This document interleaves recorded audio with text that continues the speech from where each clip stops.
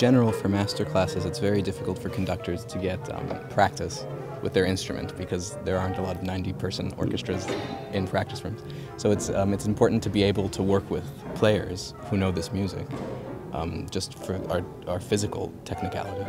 Yeah. Conducting can be a very lonely task. You know, you spend hours with the score, and then you have to immediately, for a concert, go into a rehearsal situation. And these master classes give a nice bridging point. You know, so it's not a concert and it's not score study, but it's somewhere in between. So it allows you to have this development that otherwise you wouldn't have. And it's obviously supervised by fantastic people like Pierre Boulez. And so it's really constructive and I think crucial really for a developing conductor to do these things.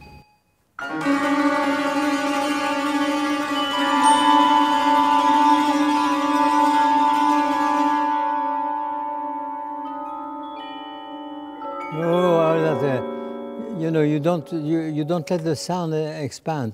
If you have figure 6, look, figure 6, and 1, and I do that longer.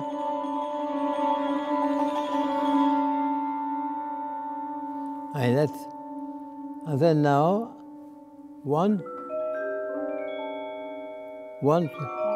and so on. Okay. Yeah. I think, especially with this work, Eclat, written by Boulez, it's very interesting because a lot of it is this fixed improvisation which the conductor cues. And so while the score is incredibly informative, of course the score cannot give everything. So to learn from the person who wrote the score, you then almost have the Ausgabe, you know, the text edition. It's really fantastic, and then you can add to the score you already have, and so you're taking away almost an improved version of what you started with, and you know it's right, and you know your thoughts are right because Boulez has said, you know, you must do this with the left hand, then you must wait here, this is the most important bit in this bar. But because there's this freedom in the piece, when you first look at the score, there are thousands of questions that arise, and so it's so nice to be able to come here and work on the piece, and suddenly Boulez can say yes, no, this is wrong, this is right, this is wrong, you know, and so suddenly everything becomes a lot clearer, and you don't have to sit there thinking, oh, should I wait a bit longer here? Can I be this free here? Because you now know, you know, he has said, and he really knows what he wants, and he tells you, which is great. So it's a really exciting experience from that perspective.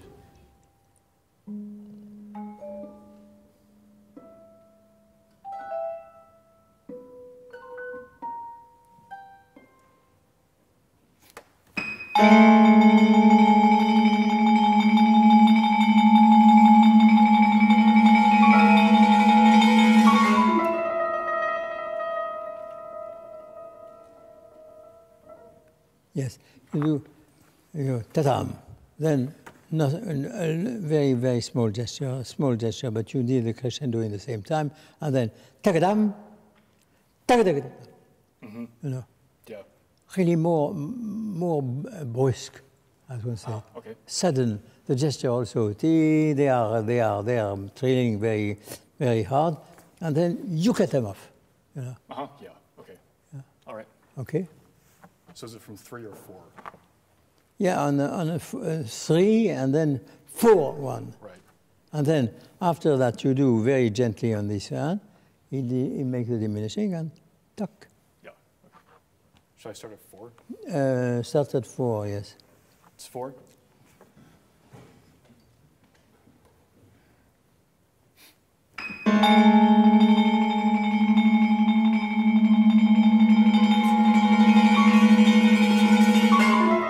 Yeah. Look, yatam. 2.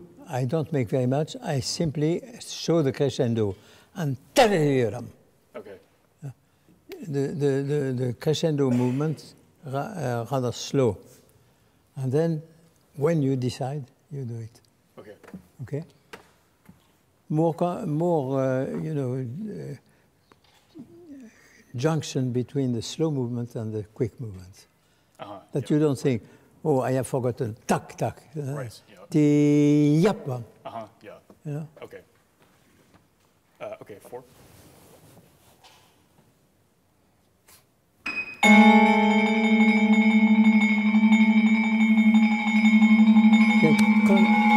Excuse me, continuously. You know, tampam, 2, 3. That they know they have to make the crescendo like that. Oh yeah, right. You know, yeah. because you do 2, 3, you stay there, you stay there. They can't pace the crescendo. Yes. Yeah, okay. 4.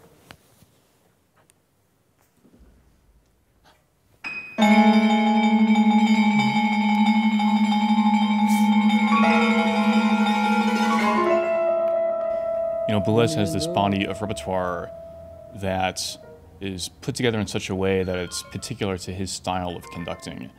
And he conducts it, and a few other people conduct it who I think know him personally, or at least very familiar with how he conducts. And so for us, we get to experience that information firsthand in a way that most people can't, and so we're kind of part of this special legacy of this music, because it's something that really needs to be explained verbally to some extent to be able to conduct successfully. No? Yeah. Sorry, excuse me, but Sorry, I'm being thick. he was too early. No,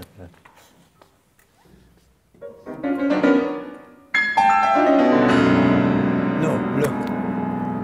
If you want a chord not to be heard, you don't make a gesture, a big gesture. Ya ta ta ta ta ta ta ta ta ta. Okay. That's all you need.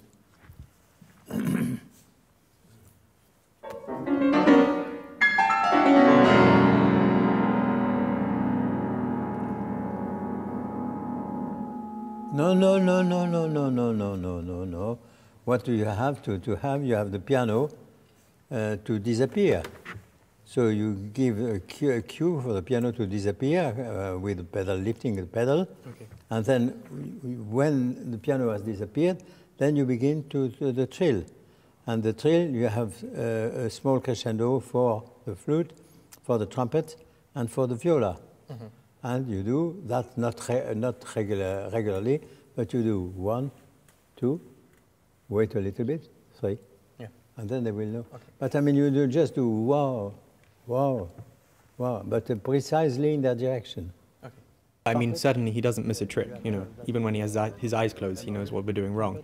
All the things you give with every hand, whether it's your left or your right, you know, he knows exactly what he would do, and he wants you to try and do what he would do so you can see where he is coming from.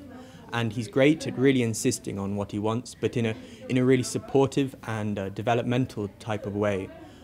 So I think, I completely agree that it's this, although there are lots of people watching, which can sometimes be a bit strange, it seems for me a really personal experience, and it really seems like it's just me and him, and, you know, it's almost like there's a coffee in front of us, you know, we're having a chat, but it's very serious, but it's really personal and really relaxed. And so I think he thinks the more relaxed it is, the more at ease we feel, and so the more we can get out of the masterclass. So it's a great learning experience, I think.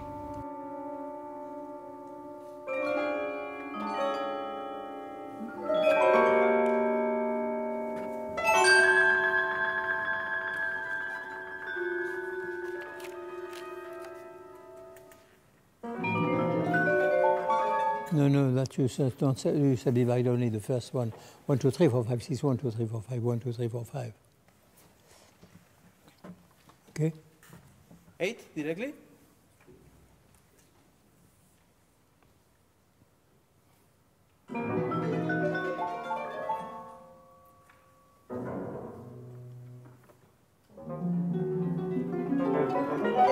Yes, also very strict rhythmically.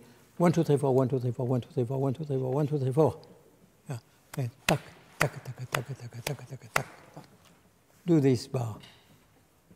Directly on Rahmen 3, please.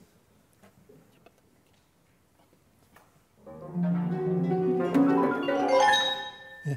No, don't rush. 1, 2, 3, 4, 1, 2, 3, 4, 1, 2, 3, 4, 1, 2, 3, 4, 1, 2, 3, 4.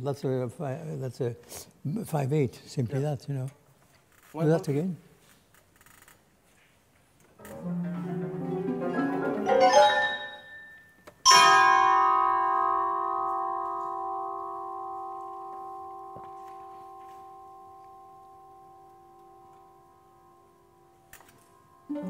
No, now you don't confuse the hands. Yeah. You know, you have the tac, both hands, because that's very strong and they play together.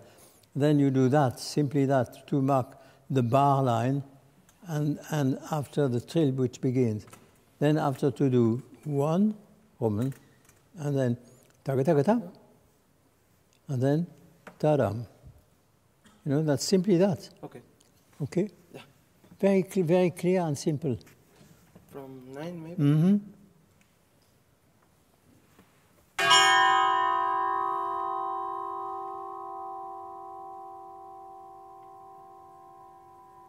Now, very gently to here.